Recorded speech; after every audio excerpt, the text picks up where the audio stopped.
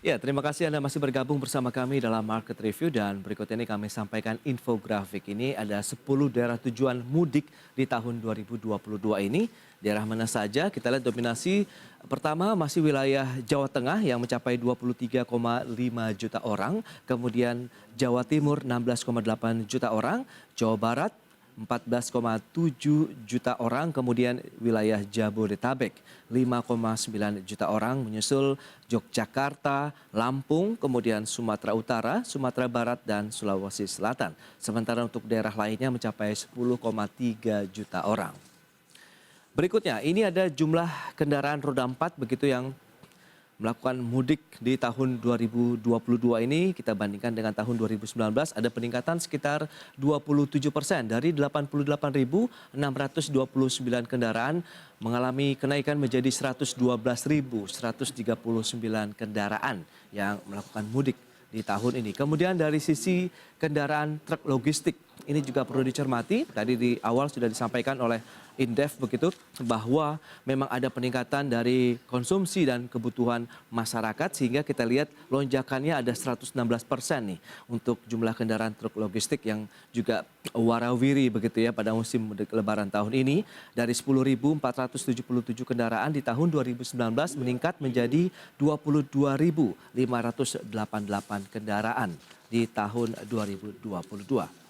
Ya, kita akan lanjutkan kembali perbincangan bersama dengan Eko Listianto, Wakil Direktur Indef. Ya, Mas Eko, kita akan lanjutkan kembali. Tadi infografik ini menarik, 85,5 juta orang begitu yang diprediksikan sebelumnya akan melakukan mudik lebaran. Ada 10 daerah, kemudian daerah lainnya juga mendominasi. Bagaimana? Apakah tadi pemerataannya sudah cukup oke meskipun tadi Anda lihat juga belum merata secara optimal begitu, Mas Eko, silakan.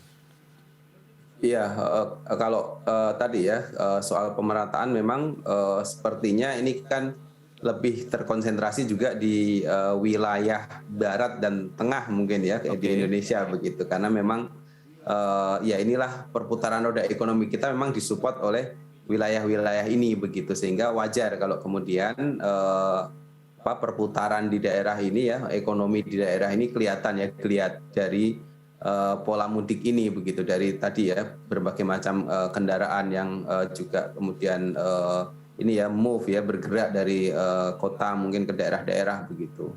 Saya rasa faktor itu sih yang menjadi gambaran ya untuk melihat pemerataan karena mungkin di daerah timur ada aspek juga ini Mas Pras ya tiket pesawat kan juga tidak murah kira-kira begitu sementara akses tercepat ya untuk bisa ke daerah-daerah yang lebih jauh kan dengan pesawat begitu kalau dengan transportasi darat mungkin ya ini hanya untuk di daerah tertentu saja ya mungkin Sumatera Jawa itu Oke. banyak yang meminati mudik dengan jalur darat tapi mungkin untuk jalur udara ataupun jalur laut juga biasanya lebih kepada Indonesia Tengah dan Timur begitu ya Baik. macam itu Mas Pras. Oke, kalau kita lihat dari jumlah kendaraannya sendiri bagaimana ini? Roda 4 begitu, ada kenaikan sekitar 27% mengindikasikan bahwa taraf hidup masyarakat juga sudah semakin membaik. Berarti dalam artian kan sudah banyak nih yang beli mobil begitu dibandingkan dengan tahun-tahun sebelumnya. Ya, saya rasa ini mencerminkan ya banyak hal. Salah satunya mungkin adalah dari sisi daya beli Oke. begitu, ada kenaikan ya dari jalur darat terutama kendaraan mobil pribadi begitu.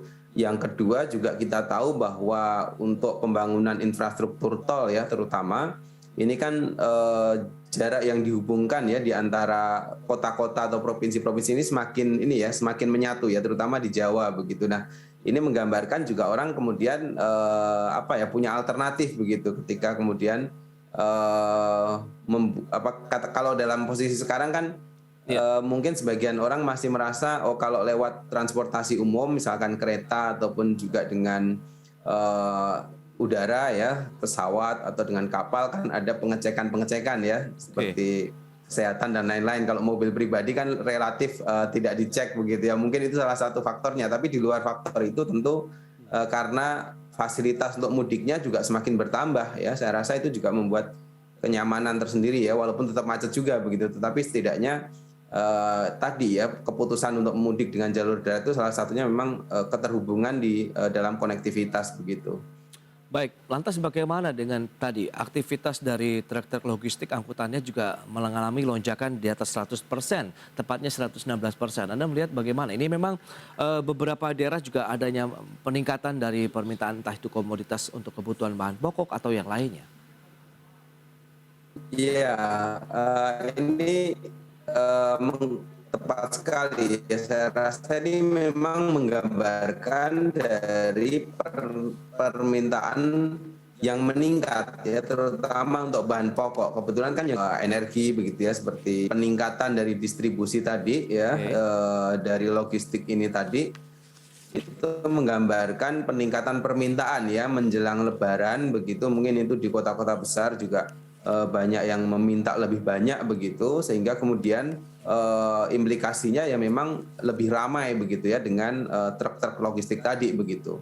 Saya rasa itu gambaran dari peningkatan daya beli juga begitu. Baik, yang menarik, kita tahu sebelum Lebaran dan mungkin sebelum puasa ada beberapa kenaikan harga bahan pokok, begitu minyak goreng yang mengalami lonjakan, kemudian disusul ada BBM non subsidi, LPG non subsidi, begitu PPN juga mengalami kenaikan. Apakah itu tidak memberikan suatu dampak yang signifikan terhadap daya beli masyarakat, Mas Eko?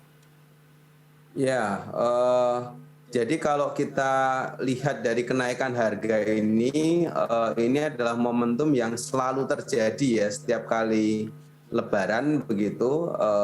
Bahkan ketika dilarang mudik tahun lalu pun juga harga-harga ikut naik begitu ya, Iya.